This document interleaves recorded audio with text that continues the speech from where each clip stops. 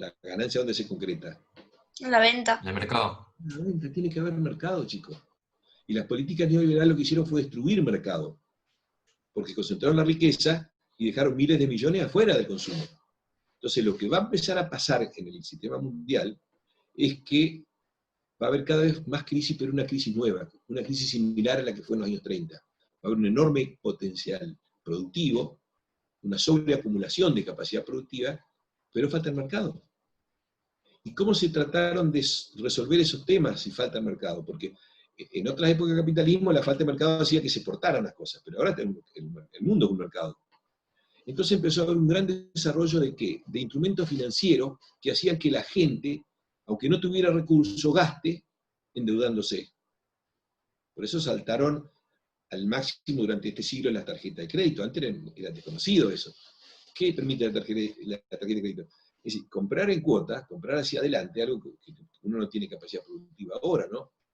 Y lo que llaman las grandes burbujas especulativas, que generaban de pronto movimientos, pero que no se sustentaban y empezaban a explotar esa burbuja. Es decir, crear como ilusiones de poder comprar. Bueno, la última burbuja explotó en Estados Unidos en el 2008. ¿Qué se hizo en Estados Unidos desde principio del siglo? Se alentaba la toma de crédito de la gente para que haga vivienda, para que compre vivienda. Y se le decía, bueno, no tengas problemas. Tal, ponés la vivienda que vas a comprar o que vas a construir, la ponés como base, como hipoteca, que garantice lo que vos vas a pagar. Los bancos lo daban igual, aunque sabían que después no lo iban a poder pagar, porque daban a cualquiera. Pero con esa hipoteca después hacían otros títulos, que le ofrecían en todo el mundo, diciendo que el título tiene el aval de la hipoteca, entonces usted invierte, venga, deme la plata, invierta acá.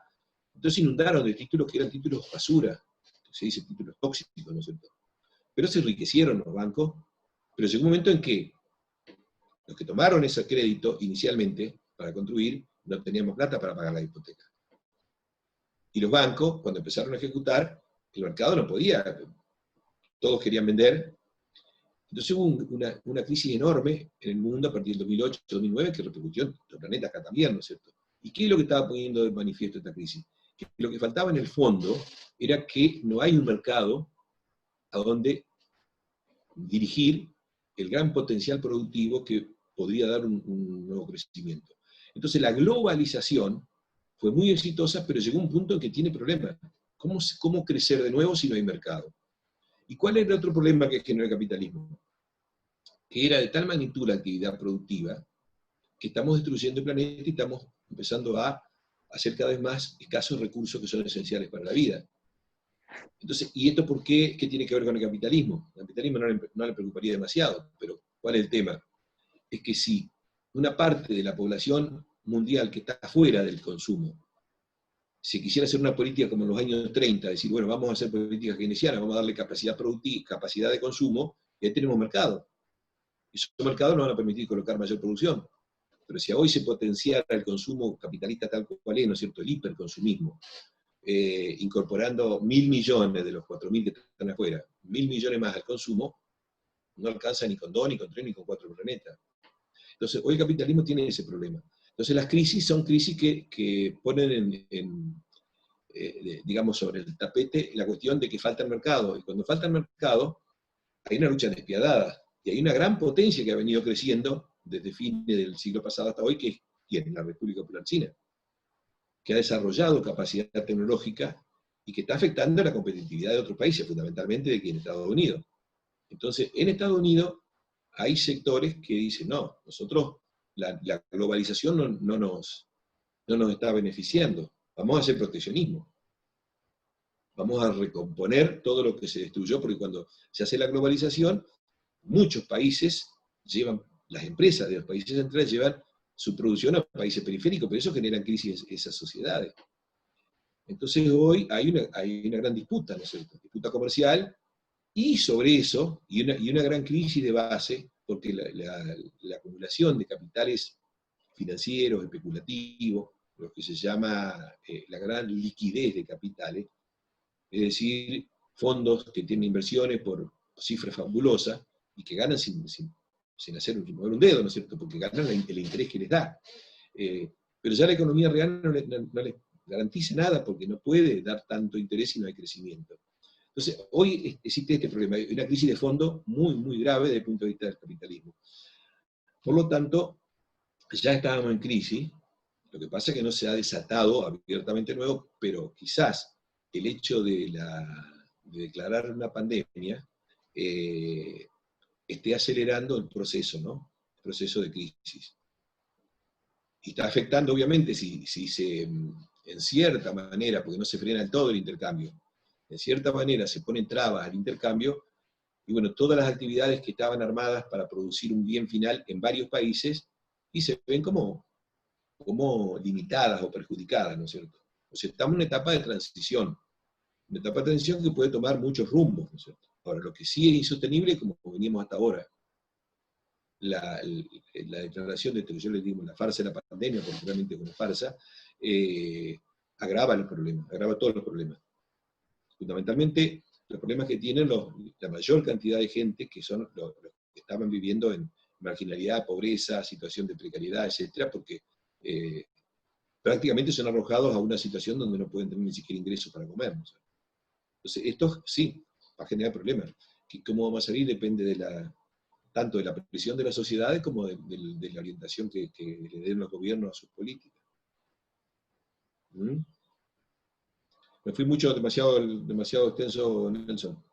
A lo que vos Casi como que querías. tocamos la unidad 8, pero bueno. Sí, más o menos. Vos querías 2 renglones, como para hacer una respuesta. Bueno, un poquito. No sé si hay alguna otra duda que haya quedado de las consignas, de la bibliografía que vimos, de los temas que están en la unidad 5. Yo, profe, tengo una duda sobre la pregunta 4, que dice, ¿en qué consiste la tendencia a la igualación de la tasa de ganancia en las economías de libre competencia? ¿Cómo es la tasa de ganancias en las empresas más concentradas que dominan los mercados? Expliquen. Y Sabe que está bien que lo pregunte porque yo no lo desarrollé específicamente, y si bien está en algún material, está por ahí, como dice Nelson, hay que pensar, ¿no es cierto? Lo cual, bueno, ya es un proceso hasta peligroso, ¿no es cierto?, de pensar. En este momento pensar no es aconsejable. ¿Qué es la igualación de la tasa de ganancia en una economía, supongamos, de capitalismo de competencia perfecta, libre competencia? Y es que si hay producción de un bien que es muy demandado, aumenta demasiado la demanda en relación a lo que se está produciendo, ¿qué va a pasar con el precio de ese bien? aumentar. Va a aumentar. Por lo tanto, quienes producen ese bien están ganando una tasa más elevada que el resto. ¿Qué van a hacer muchos empresarios si estamos en capitalismo libre competencia y esta fácil movilidad de capitales? ¿Qué van a hacer? Van a empezar a producir ese bien. Exactamente, van a empezar a producir ese bien. Y si empieza a haber más producción de ese bien, ¿qué va a pasar con el precio? Va a volver a bajar. Va a bajar y se va a equilibrar. ¿Qué pasa si hay un bien que está sobrando? Porque en el cálculo, cuando todos llevaron la producción, ¿qué pasa con el precio del bien? Se estoquea y se elimina. Pero si está sobrando, ¿qué va a pasar con su precio? Va a bajar. En el mercado de libre competencia, y bajan para tratar de venderlo. Si todos van con un producto y dicen, justo todos hicimos lo mismo, y yo voy a tratar de venderlo igual, ¿cómo bajando el precio? ¿No es cierto? Baja el precio. Y si el precio de ese bien que abunda baja, la ganancia, ¿cómo va a ser de los que están produciendo eso? Más baja también. Va a disminuir. ¿Y qué van a hacer muchos empresarios que están en ese mercado, en ese sector? Van a dejar de producirlo y desaparecer. Van a dejar de producir y van a producir otra cosa. Eso es lo que se llama la tendencia natural a la igualación de la tasa de ganancia. Como que si hay una tasa de ganancia en un sector muy alta, no va a quedar mucho tiempo, sino que una tendencia que se iguale con otro porque va a pasar este proceso. ¿Sí? ¿Se entiende esto o no? Ahí vamos. Perdón. Ahora, ¿qué pasa? ¿Qué pasa si... Profe, acá hay dudas. Sí. No, que digo que yo me perdí, perdón, que se me... ¿Cómo? Que si lo puedo volver a explicar un poquito, que sea porque me perdí, perdón. Bueno, alguien primero que te despierto que dice un pasito como en la cara, así más o menos está... No, si Eh, no dormí. Che, Que Manuel, no. decíamos que en el capitalismo de libre competencia los precios son como señales. Si suben mucho en un producto, quiere decir que ese producto está faltando. Y los que lo están haciendo van a ganar más. Sí. Entonces, otros empresarios que están haciendo otra cosa se van a ir a hacer ese producto para ganar más.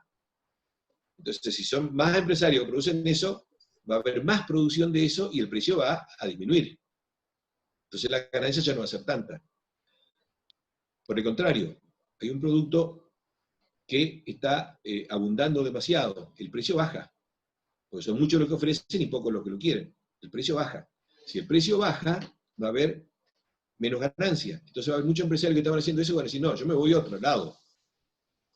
Entonces va a haber menos producción, va a subir el precio. Es decir, eso es la tendencia a la igualación de la tasa de ganancia.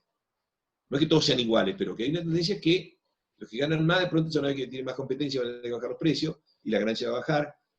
Los que ganan menos van a salir de ahí, va a subir el precio y la ganancia va a subir un poco. Va a haber una tendencia en general a moverse la ganancia como un promedio cercano al promedio. ¿Sí? ¿Hasta ahí sí, Manuel? Sí, sí. Bueno, hace un esfuerzo y mantén un chiquito que falta la segunda parte de la respuesta. ¿Qué pasa en las economías concentradas? En las economías donde no es que cualquiera entra y sale a un sector, sino que hay una empresa que maneja todo un sector. Primero que ya no hay una ganancia media, equiparable en todas las empresas, sino que esa empresa va a tener costos muy bajos porque tiene producción a escala monopólica, pero precios muy altos, porque va a poner el máximo precio que le permita ganar. Entonces va a tener una super ganancia. Entonces, en los mercados concentrados hay una tendencia a obtener super ganancia, y no a que se iguale la ganancia. Entonces, las grandes empresas, las grandes corporaciones van a tener una ganancia muy elevada, y van a coexistir con empresas pequeñas o chicas, que si quieren producir lo mismo van a ganar mucho menos, porque sus costos son mayores en relación a la gran empresa. Entonces va a haber siempre una gran diferenciación, ¿no es cierto?, entre el poder de las grandes y de las chicas. Por eso cuando hay crisis, ¿cuáles son las primeras empresas que van a caer? Y que capaz que no se recuperan más. Las más chicas. Y las más chicas, no tienen capacidad para competir. A veces las más grandes borran a todo, pero a veces dejan algunas como para justificar precios altos en base al costo de las chicas. Entonces, si el precio es alto porque cubre el costo de la chica, en las grandes tiene una super ganancia. Ese es el super beneficio de la super ganancia, Rocío. Sobre eso era preguntabas vos. ¿Está más o menos ahí o no? Sí, es eso. Gracias. Manuel, ¿aguantaste despierto hasta lo último o no? Sí. Sí, Y ahora se está despertando. La cara me hizo caso, ¿viste? Pregunta sobre otras dudas, sí, se ve consigna. Estoy buscando. O sobre la bibliografía que les di, o sobre los temas de programa, ¿no es cierto?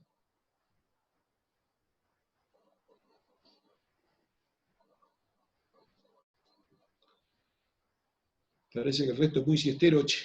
Qué bárbaro.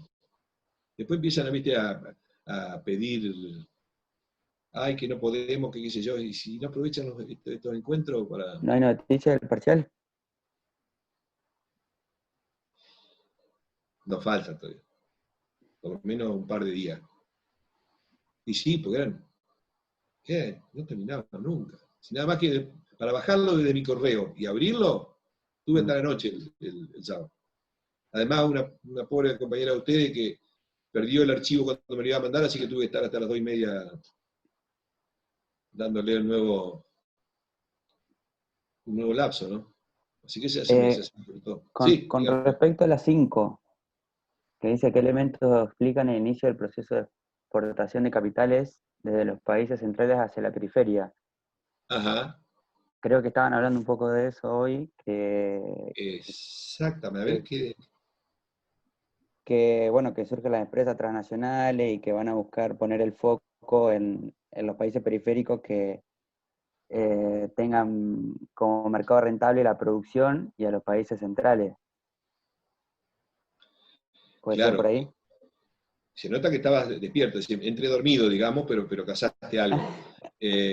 Sí, cuando se pasa la fase monopólica, a fines del siglo XIX, aparecen grandes empresas en los países centrales, y esas grandes empresas ya no solo exportan su producción, sino que también obtienen esto que decíamos recién con Rocío, la superganancia. ¿Y esa superganancia para qué la obtienen? Para volver a invertir. Pero como sus mercados ya están concentrados, entonces buscan invertir en otros lugares donde puedan obtener altas tasas de ganancia, y entonces empieza lo que se llama la exportación de Capitales. capitales, que puede ser a través de préstamos, o puede ser directamente poniendo empresas o comprando empresas para producir un mismo servicio en otros países. ¿Sí? Así se da el inicio de ese proceso, ¿no es cierto?, de exportación de capitales. Y pero después para poner las formas concretas que tuvo la exportación de capitales y los flujos, Ujú. ¿Qué te parece que ponemos eso, vamos a decir? préstamos, ¿Y qué más? y no sé, empresas transnacionales. Y a través ¿cómo se llama la forma? Inversiones.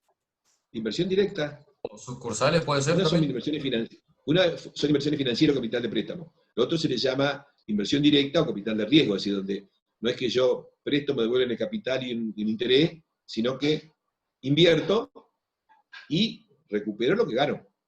¿Sí? Sí. ¿Y cuál es el flujo como contrapartida de eso que viene de los países periféricos a los países centrales? Materia prima. ¿No? Cuando invierten, si invierten dando préstamo, Ganancia. pero la contrapartida del préstamo, ¿qué es? El interés. ¿Es? El interés. La contrapartida de la inversión directa es la ganancia o rentabilidad. ¿Sí? Ustedes ya Sí. saben distinguir interés de ganancia, ¿no es cierto? Sí. Interés por préstamo en dinero. Ganancia por inversión en una actividad empresaria.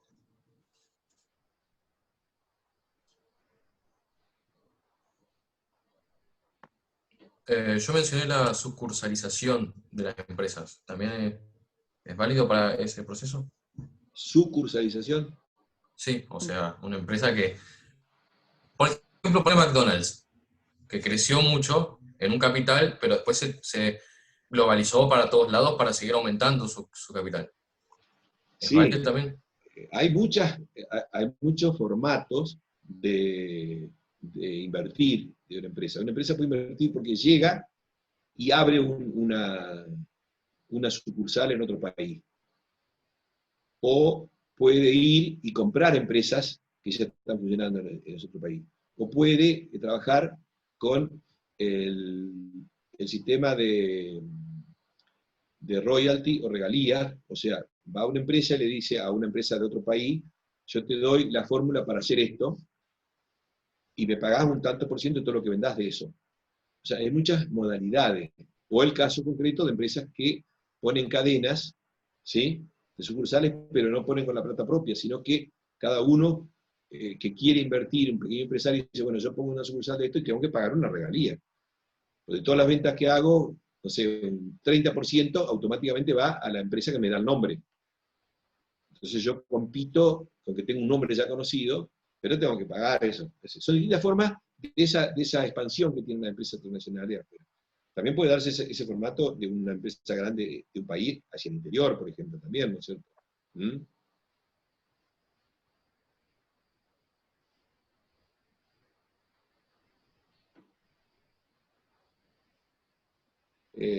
Yo les recomiendo, bueno, si tienen otras dudas o si no, que vean las grabaciones sobre estos temas.